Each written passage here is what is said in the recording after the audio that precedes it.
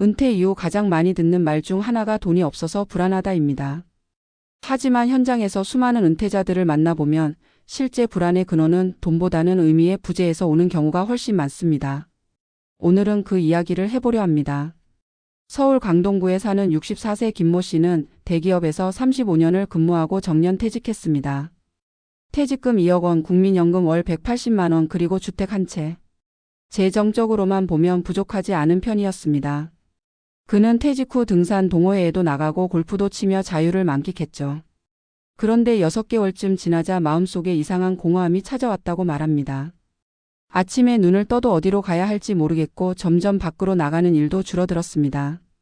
누구와도 깊은 대화를 나누지 않다 보니 자신이 점점 투명 인간이 되어가는 기분이 들었다고 합니다. 어느 날 그는 이렇게 말했습니다.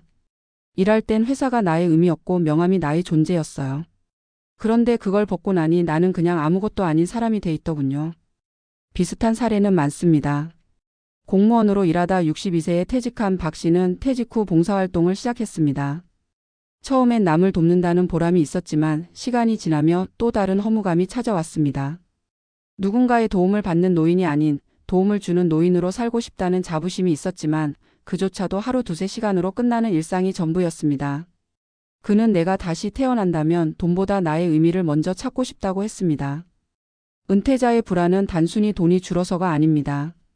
오히려 평생 쌓아온 자아의 기둥이 무너질 때 찾아오는 존재의 공백이 더 큰 문제입니다. 직장에서는 부장님, 선생님, 팀장님이라는 호칭이 나의 가치를 대신해줬습니다. 그러나 은퇴 후에는 그 호칭이 사라지고 암흑의 어르신 혹은 그냥 나만 남습니다. 이때 사람들은 자신이 세상에서 더 이상 필요 없는 존재가 된 것 같은 감정에 휩싸입니다. 바로 이 감정이 불안의 핵심입니다. 재정 전문가들은 흔히 은퇴 후 불안을 해결하기 위해 돈을 계획적으로 관리하라고 조언합니다. 물론 그것도 중요합니다. 하지만 그보다 먼저 필요한 건 나의 존재를 어디에 둘 것인가를 묻는 일입니다. 돈으로는 불안을 줄일 수 있지만 의미로만 불안을 없앨 수 있습니다. 실제로 통계에 따르면 은퇴 후 5년 이상 꾸준히 사회활동을 이어가는 사람들은 그렇지 않은 사람보다 심리적 만족도가 2배 이상 높았습니다. 예를 들어 부산의 67세 윤 씨는 퇴직 후 동네 중학교에서 학생들에게 인생 상담을 해주는 멘토 봉사단에 참여했습니다. 그는 자신의 30년 영업 경험을 바탕으로 아이들에게 사회생활의 태도나 진로 고민을 들어줬죠. 그는 이렇게 말합니다. 퇴직 전엔 내 이름을 부르는 사람이 거래처나 직원들이었는데 지금은 아이들이 멘토님이라고 부릅니다. 그 한마디가 나를 다시 살아있게 합니다. 반면 아무런 역할 없이 집에 머무는 은퇴자들은 시간이 갈수록 자신감을 잃습니다. 배우자와의 갈등이 늘고 대화는 줄어들며 무의미한 하루가 반복됩니다. 실제로 60대 부부 상담에서 가장 많이 나오는 말 중 하나가 저 사람은 하루 종일 소파에 앉아 TV만 본다입니다. 하지만 그 뒤에는 나는 더 이상 사회에서 쓸모있는 존재가 아니다라는 무언의 절망이 숨어 있습니다. 심리학자 빅터 프랭클은 인간은 고통 속에서도 의미를 찾을 때 살아갈 힘을 얻는다고 했습니다. 은퇴 후의 삶도 마찬가지입니다. 일의 의미가 사라졌다면 관계 속에서, 배움 속에서 혹은 나눔 속에서 새로운 의미를 찾아야 합니다. 누군가에게 도움이 되는 순간 혹은 내가 성장하고 있다고 느끼는 순간 사람은 다시 살아있음을 느낍니다. 의미는 거창한 것이 아닙니다.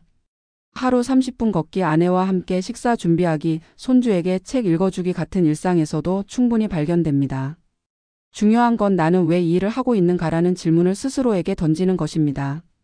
그 질문을 놓는 순간 노후의 불안은 깊어집니다. 은퇴 후 불안을 없애기 위한 첫 단계는 돈의 재구성이 아니라 나의 재구성입니다. 돈은 생활을 유지하게 하지만 의미는 삶을 지속하게 합니다. 재정, 심리, 사회적 관계가 모두 연결되어 있기 때문에 진짜 안정은 내가 왜 살아가야 하는가를 스스로 정의할 때 찾아옵니다. 결국 노후의 불안은 잔고가 아니라 존재에서 시작됩니다. 오늘도 은퇴 후의 삶을 준비하는 누군가에게 이 말을 전하고 싶습니다. 당신이 가진 돈보다 더 중요한 건 당신이 매일 느끼는 의미입니다.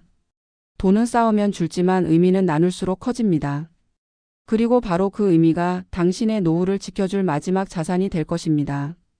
노후의 불안은 돈이 아니라 의미의 부재에서 시작된다는 말은 단순한 철학적 문장이 아니다. 실제로 수많은 은퇴자들의 삶을 깊이 들여다보면 그것이 얼마나 구체적이고 현실적인 문제인지를 알게 된다. 돈은 우리의 불안을 완전히 막아주지 못한다. 왜냐하면 돈은 삶의 틀을 유지시켜줄 뿐 그 틀 안을 채우는 의미는 결국 각자의 몫이기 때문이다. 서울에서 35년간 직장 생활을 한 63세 이모 씨는 퇴직 후 3년째 마음의 병을 앓고 있다. 그는 퇴직 당시 약 2억 5천만 원의 퇴직금을 받았고 국민연금도 매달 170만 원이 들어온다. 노후 준비가 부족한 편은 아니었지만 퇴직 후 불면증이 생기고 매일 아침 오늘은 무엇을 하지라는 막막함이 찾아왔다. 처음엔 자유를 만끽했다. 늦잠을 자고 골프를 치고 친구들과 여행을 다녔다. 그러나 몇 달이 지나자 모든 일정이 반복되고 지루해졌다. 그는 말했다. 퇴직 전엔 시간이 부족해서 힘들었고 퇴직 후엔 시간이 너무 많아서 힘들더군요. 그 말 속에는 단순한 여가의 문제가 아니라 삶의 의미가 사라진 사람의 혼란이 담겨 있었다. 그는 자신의 하루를 낭비하는 사람으로 느끼기 시작했고 그것이 자존감을 무너뜨렸다. 의미의 부재는 이렇게 자신감의 붕괴로 이어진다. 직장에서의 역할이 사라진 순간 인간은 자신이 더 이상 사회에 필요하지 않다고 느낀다. 실제로 한국고용정보원의 조사에 따르면 은퇴 후 1년 이내 심리적 불안을 경험하는 사람의 비율은 60%를 넘는다. 특히 남성일수록 이 비율이 높다. 일 중심의 삶을 살아온 세대에게 일은 단순한 생계 수단이 아니라 존재의 증명이었기 때문이다. 그래서 일을 내려놓는 순간 단지 수입이 끊기는 것이 아니라 나라는 사람의 정의 자체가 흔들린다. 그런데 이 시기에 불안을 돈으로 덮으려는 시도가 많다. 여행을 다니거나 취미를 찾고 주식이나 부동산 투자에 몰두하면서 공허함을 잠시 잊으려 한다. 하지만 그런 시도는 대부분 일시적이다. 왜냐하면 그것들은 또 다른 소비의 형태일 뿐 근본적인 의미 회복이 아니기 때문이다. 돈으로 고독을 메우려 하면 오히려 불안은 더 커진다. 지출이 늘어날수록 통장의 숫자는 줄고 그것이 다시 불안의 원인이 된다. 이런 악순환 속에서 일부는 노후 파산의 위험으로까지 이어진다. 한편 은퇴 후에도 비교적 안정적으로 적응한 사람들의 공통점은 새로운 의미를 일찍 찾았다는 점이다. 서울 마포의 68세 정모 씨는 퇴직 후 인생학교라는 이름의 시민강좌 프로그램에서 글쓰기를 배우기 시작했다. 그는 처음엔 글을 쓰는 것이 낯설고 부끄러웠지만 시간이 지나며 자신의 삶을 정리하고 기록하는 일이 그에게 두 번째 직업처럼 자리 잡았다. 정 씨는 글을 쓰면서 깨달았어요. 내 이야기도 누군가에게 도움이 될 수 있다는 걸요라고 했다. 그는 돈을 버는 것은 아니지만 자신의 경험이 누군가에게 울림을 줄 수 있다는 사실이 큰 보람이 된다고 말한다. 이처럼 의미를 다시 만드는 과정은 자아의 재구성이다. 인간은 일생 동안 수많은 역할을 수행하며 살아간다. 부모로서 자녀를 키우고 직장인으로 조직을 지탱하며 사회의 일원으로 기능한다. 하지만 은퇴 후에는 그 모든 역할이 갑자기 사라진다. 그러면 이제 나는 누구인가라는 질문이 남는다. 심리학에서는 이를 정체성의 공백기라고 부른다. 그리고 이 시기를 건강하게 통과하지 못하면 불안과 무력감이 깊어진다. 결국 노년기의 우울증이나 불면증, 무의욕은 대부분 이 정체성의 공백에서 비롯된다. 재정적 안정이 아무리 탄탄해도 의미가 부재하면 삶의 균형은 깨진다. 반대로 큰 돈이 없어도 삶의 의미가 분명한 사람은 안정감을 느낀다. 예를 들어 충남 공주에 사는 70세 김씨 부부는 퇴직 후 기촌에 소규모 농사를 짓는다. 하루 매출은 많지 않지만 자신들이 키운 채소를 이웃과 나누고 직접 판매하는 일에 자부심을 느낀다. 그는 이렇게 말했다. 서울에서 40년을 살 때보다 지금이 더 바쁘고 더 행복합니다. 누가 내 이름을 불러주지 않아도 내가 하는 일에 의미가 있으니까요. 의미는 이렇게 거창하지 않아도 된다. 일상의 작은 행위가 자신의 존재 이유로 이어지는 순간 불안은 줄어든다. 전문가들은 노후의 불안을 다루기 위해 세 가지 의미의 축을 제시한다. 첫째는 자기 성장의 의미다. 나이를 먹어도 배움이 지속될 때 인간은 살아있음을 느낀다. 새로운 악기를 배우거나 글을 쓰거나 공부를 하는 일은 뇌를 자극하고 자존감을 높인다. 둘째는 관계의 의미다. 일에서 벗어나면 사회적 연결망이 급격히 줄어든다. 이때 가족과 친구, 지역 커뮤니티와의 관계를 유지하려는 노력이 필요하다. 관계가 끊기면 고립이 시작되고 고립은 곧 불안으로 변한다. 셋째는 기여의 의미다. 자신이 누군가에게 도움이 된다는 감각은 인간에게 매우 강력한 존재의 증거가 된다. 봉사활동, 멘토링, 혹은 단순한 이웃 간 도움이라도 그 안에서 느껴지는 감사와 인정은 노후의 불안을 크게 줄여준다. 심리학자 프랭클은 인간이 살아가는 이유를 쾌락이나 권력이 아니라 의미에서 찾는 존재라고 했다. 그는 아우슈비츠 수용소에서조차 희망을 잃지 않은 사람들의 공통점이 삶의 이유를 잃지 않은 것이었다고 말한다. 노후의 불안 역시 이와 같다.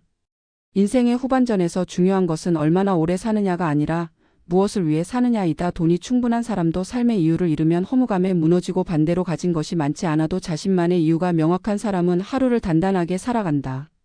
우리가 흔히 성공적인 은퇴를 이야기할 때 대부분 재정적 준비를 기준으로 삼는다. 연금이 얼마인지, 자산이 얼마나 남았는지, 부동산을 처분할 계획이 있는지. 같은 계산이 중심이 된다 하지만 진짜 성공적인 은퇴는 의미의 지속에 있다. 매일 아침 눈을 떴을 때 오늘 하루를 살아갈 이유가 명확한 사람, 그 이유가 누군가의 미소일 수도 있고 내일의 약속일 수도 있고 내가 세상에 남기고 싶은 어떤 가치일 수도 있다. 그런 의미가 있는 사람은 노후의 불안에서 훨씬 자유롭다.